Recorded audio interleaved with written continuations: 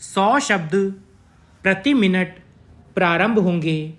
5, 4, 3, 2, 1। उपाध्यक्ष महोदय, मैं कई सालों से देख रहा हूं कि हमारे सामने हर साल घाटे का बजट आता है और कोई ना कोई नया टैक्स हर साल बढ़ा दिया जाता है।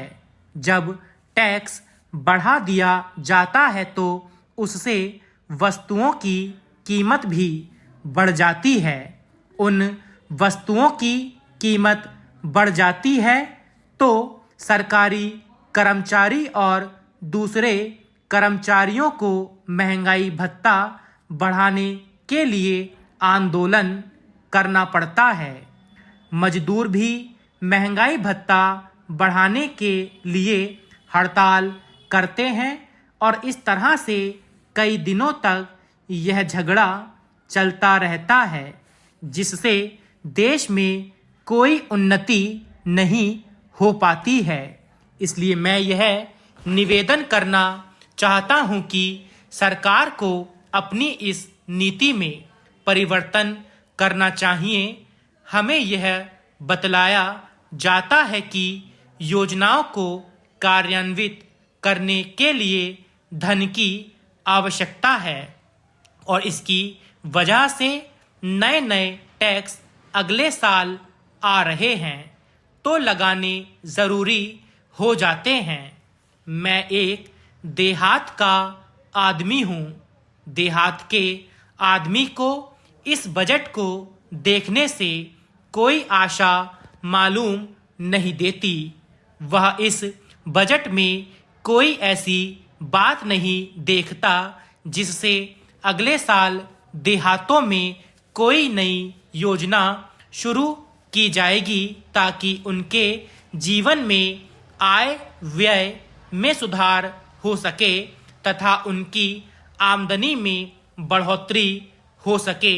इसलिए मेरा निवेदन यह है कि माननीय वित्त मंत्री जी को इस तरफ भी ध्यान देना चाहिए जो कि अभी तक नहीं दिया गया है। मैं आपके सामने कुछ सुझाव रखना चाहता हूं। सरकार अगर अपनी आमदनी को अच्छी तरह से उपभोग करती है तो सरकार ने जो टैक्स आज लगाए हैं उनको लगाने की आवश्यकता ही नहीं होती। महोदय, पहली बात मैं यह निवेदन करना चाहता हूं कि सरकार अपने प्रशासन के ऊपर जो खर्च करती है वह ज़रूरत से ज़्यादा है। मैं अपने प्रदेश के देहातों की बात करता हूँ। मैंने देखा है कि पहले हमारे 25-30 गांव के बने एक सर्किल में एक ही छोटा अफसर रहता था।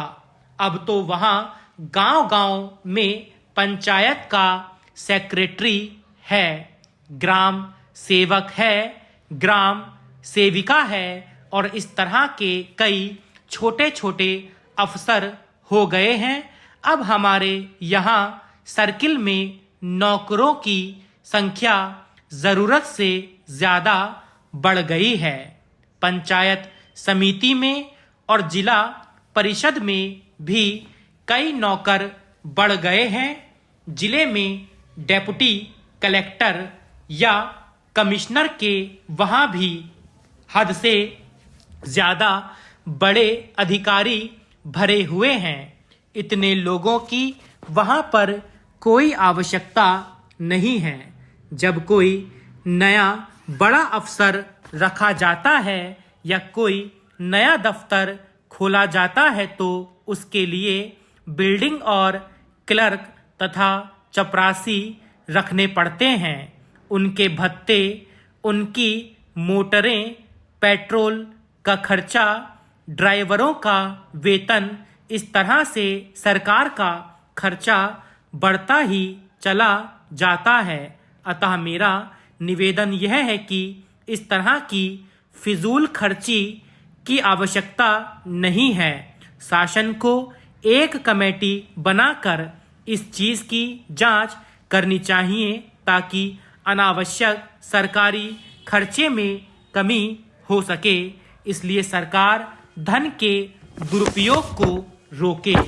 सभापति महोदय, खाद्य स्थिति के संबंध में सरकार ने जो समीक्षा प्रसारित की है उससे ज्ञात होता है कि खाद्य स्थिति अत्यंत गंभीर है। वर्षा न होने के कारण अनेक राज्यों में फसल को बहुत नुकसान पहुंचा है। महाराष्ट्र, गुजरात, राजस्थान, मध्य प्रदेश, मैसूर, आंध्र प्रदेश और उड़ीसा के कुछ भाग वर्षा न होने से सबसे अधिक प्रभावित हुए हैं। संकट की गंभीरता का अनुमान इस बात से भी लग सकता है कि इस समय 20 लाख व्यक्ति भिन्न भिन्न राज्यों में राहत के कार्य पर लगे हैं। हमारे अनुमान के अनुसार मार्च के महीने में यह संख्या 50 लाख तक हो जाएगी। प्रश्न यह है कि देश में कितने अनाज की कमी है? क्या सरकार उसका कोई ठीक अनुमान लगा सकी है?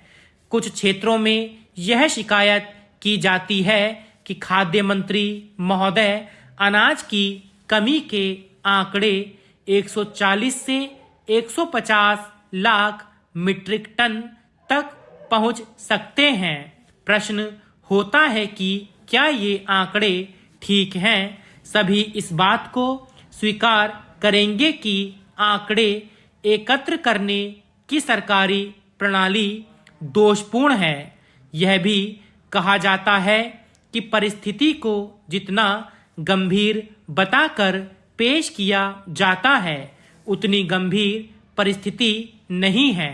पूछा जाता है कि अगर देश में सचमुच में अनाज की कमी है तो यह क्या कारण है कि कमी वाले क्षेत्रों में भी काले बाजार में अधिक दाम देकर जितना अनाज प्राप्त करना चाहें कर सकते हैं? शायद सरकार भी इस प्रश्न पर एकमत नहीं है कि देश में कितने अनाज की कमी है।